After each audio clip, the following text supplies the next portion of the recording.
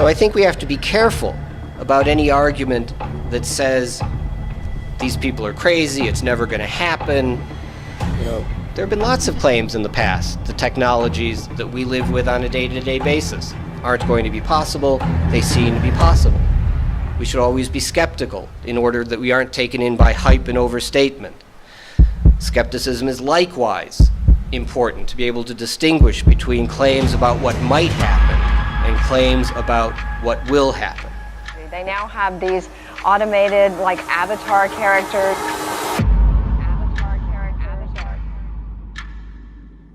Pretty invasive to me. I don't know, like, where is my sense of privacy now? More than ever before, our privacy is a huge concern. Somebody's watching you all the time, and it's a little scary. Anyone downloading Snapchat's new Snap Maps option can be tracked. The new Snap Map shows your exact location in real time.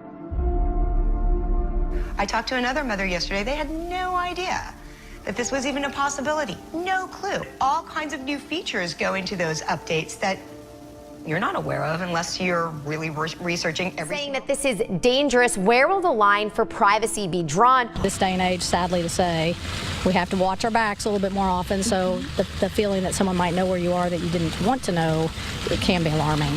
Like, that's not something that I would want on my phone. We're bringing the physical world into the virtual world with these types of features.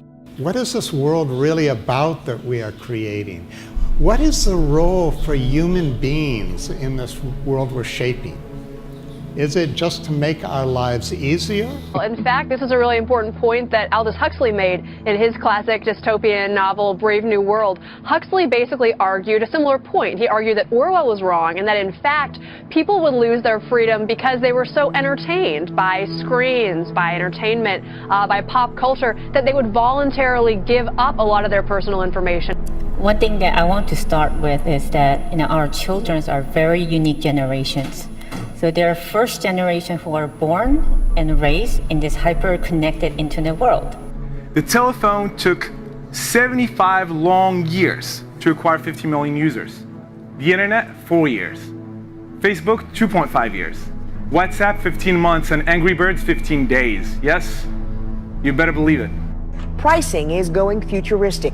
Some companies are using computer-driven artificial intelligence. Going from a world where people used to stamp the price on the product itself to a world where you're buying goods and services online or even offline, but a pricing algorithm now determines it. Because AI, in my opinion, is really about to blossom and explode. We could liken it maybe to the going back to when electricity came about. It changed not just the fact that we could turn a light on, but it really changed everybody's lives across the globe. That same possibility can happen here with AI. Very powerful. So it's really one of the broadest theses or technologies that we've seen in a long time, and a lot of things have had to come together to make that possible. And what's next? Sorry, Matt, we're running out of time, so I hate to jump in. Do we need to fear it? Mark Andreessen said, hey, don't worry about autonomous cars. Kind of laughed it off. We've always been worried about job loss due to technology. It's never happened. It never will. But is this time different because machines are thinking, not just doing? You know, you never know what's going to happen in transitions like this. It's about unlimited access and power. In fact, one of the quotes that I found interesting is, if you want to keep a secret, you must also hide it from yourself. I mean, think about it. These companies know you better than you know yourself, and they also understand how to manipulate that knowledge. AI, as robots move from just mechanical devices to devices that can really simulate human behavior, but it's so much broader than that. Humanity itself will be changed with this superintelligence, and we are at the doorstep of that era. The other way to look at it, of course, is that this time around it is about our minds and our brains, and there's something more mystical going on and so forth. Pace of flying, and it's yours. At Logan Airport, some passengers no longer need a boarding pass. Instead, they can simply use their face. Yeah, the government says it will make us a little safer. Next, please. It looks like science fiction. A machine that scans your face so you can board an airplane without showing any documentation. Well, because I don't need to know everything about us. It's just kind of weird. It's the same kind of feeling with location services on phones, how it's like they're always following you. It's kind of like the same thing. Some airlines are quickly moving forward with a plan for facial recognition. Yeah, pretty fast. Some fear it's moving too fast. Implementation of the use of biometrics need to be scrutinized very closely. Now, this isn't about being a Luddite. This is about losing the kind of freedom that we obviously take for granted because, unlike the NSA and government agencies, that we're actually inviting these companies to spy on us. So when you travel and you go to the airport and you go through customs, they take note of where you're traveling. It's on their computer systems. They know exactly. They're not supposed to give that information out to anybody. No, clearly not. But what troubles me is something different. Troubles me is why. Why are they so interested in the travel plans of those particular individuals? There are downsides and risks with every medium of communication, and television was no different, and radio was no different, and print was no different. It's just the speed and the scale and the ease of access and the affordability of the digital revolution that's making it seem like a quantum leap. Getting to be close to 8 billion of us on this planet, and we do have a moral obligation to make sure that the technologies we put in place serve the interests of humanity as a whole.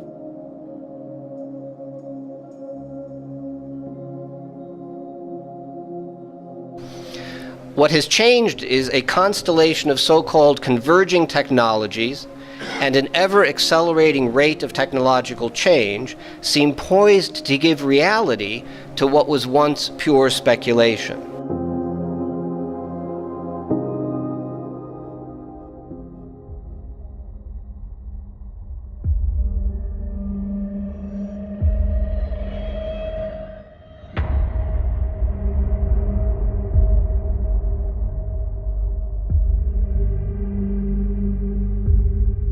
The world of cutting-edge technology is immensely appealing and seductive on the one hand.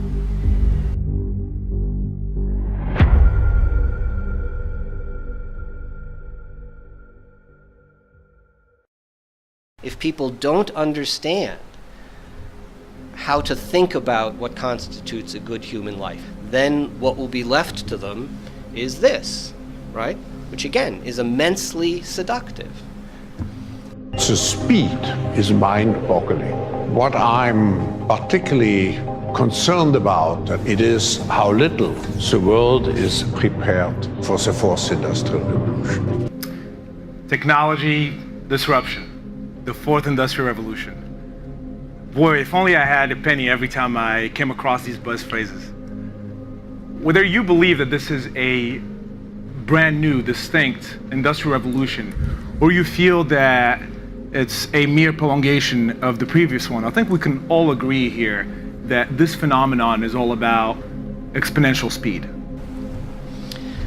At the same time, education which encourages the kind of moral reflection that I am calling for is increasingly becoming a rare commodity. Education so far in the Arab world has been to stress creating clones of our students.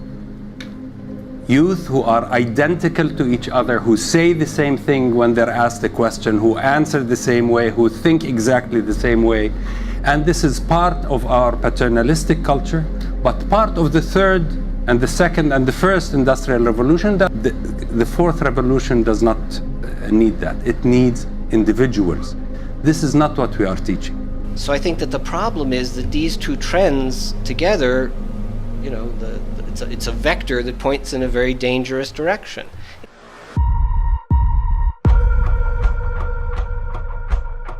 My own sense is that the AI technology is not falling from the skies. It is not being delivered in some holy water coming from some mountain. It is being built by us. It is being written by people like us, and therefore it is yet another one of our creations. And I think it is important to keep that in perspective. It is incredibly powerful.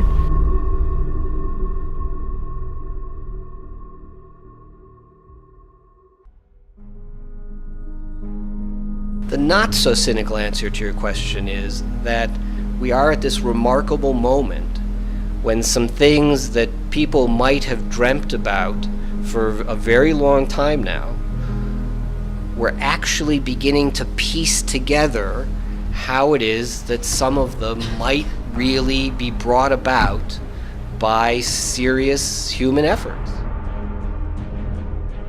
In this regard, genetic engineering is just the thin edge of the wedge. Fast forward to 2017 and we have 20 human trials. I was interested to read in the Washington Post earlier this month that a Gallup survey of public opinion found that the number of Americans that found human cloning was on a par with polygamy, growing upwards and upwards, so from a small base, entering the public consciousness. What this kind of progress would really look like.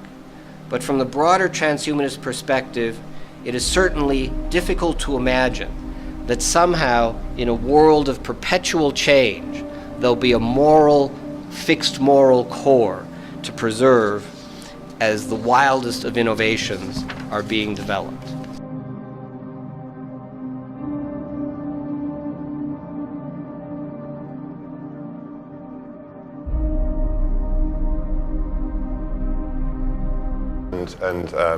And the desire to improve human health is the first one. And then aging. What are you going to do about making us live forever? But those who advance transhumanist goals and expectations are adamant that they simply start from extrapolations of developments that are already in the works or on the horizon.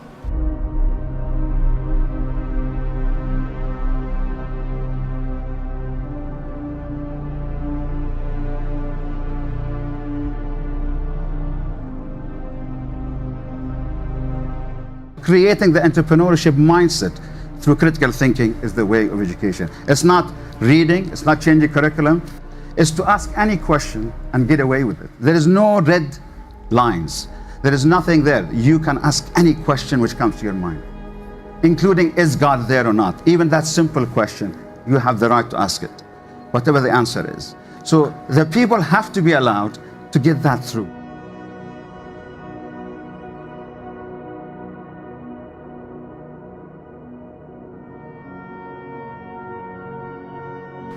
To sensible people, this goal of transforming the descendants of present-day humanity into an alien species will sound like science fiction, even a kind of science fiction that can hardly be taken seriously because it develops out of the view that is already so alienated from our humanity.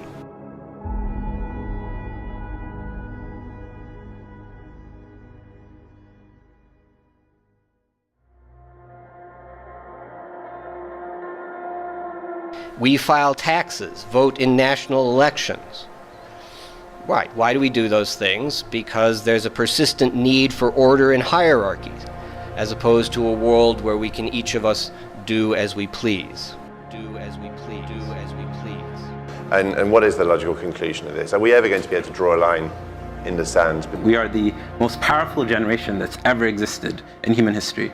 In your talk, in the very end, of course, it's a very positive future shared here, which is humans being enhanced by all the different technologies hybrided or blended together. To overcome the legacy that nature has bequeathed us by the chance-driven mechanisms of evolution. If we just leave people free to make their own choices about research and development, they believe the new world will arise.